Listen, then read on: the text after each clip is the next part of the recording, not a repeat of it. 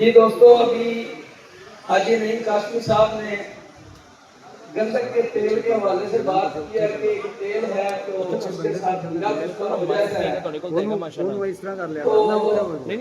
آپ نے یہ بولا کہ وہ تیل بنانا ذرا مشکل ہے، آپ لوگوں سے بنے گا نہیں، تو میں نے سوچا کہ میں ایک آسان تیل آپ کو بیان کر دوں تاکہ وہ آپ لوگ تیل بنا لیں اور اس سے بھی ہیرا کشتا ہو جاتا ہے۔ وہ آپ دوستوں کی نظر کر رہا ہوں اور حاجی نعیم قاسمی صاحب کی نظر کر رہا ہوں۔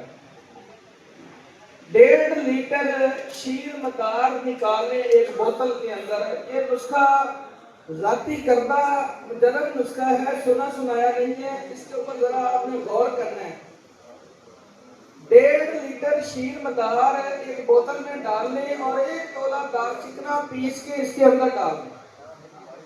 اس کا ڈھکن لگا کے 21 دن اس کو دھوپ میں رکھنا ہے، تو اس دودھ کا جو چیڑ ہوگا، رخ ہوگا، وہ نیچے بیٹھ جائے گا اور اس کا پانی نتر جائے گا اور سرخ رنگ کا یاقوتی کلر کا خون کی مانند سرخ ہو جائے گا۔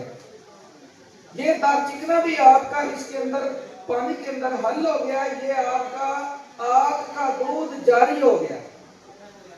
اب اس کا مقدر لے لیں، جو سرخ رنگ کا پانی ہے اس کو 1 پاؤ کالی مرچیں موٹی موٹی کوٹ کے اس کے اندر یہ پانی ڈال دیں اور کمرے میں سائے میں رکھیں، کھلے ہوں۔ یہ پڑا پڑا پانی خشک ہو جائے گا اور کالی مرچیں پھول جائیں گی، اس کو کھرل کر کے اس کی چنے برابر گولیاں بنا لیں اور پتال کے اندر تیل نکالیں گے تو کالی مرچوں کا تیل آئے گا۔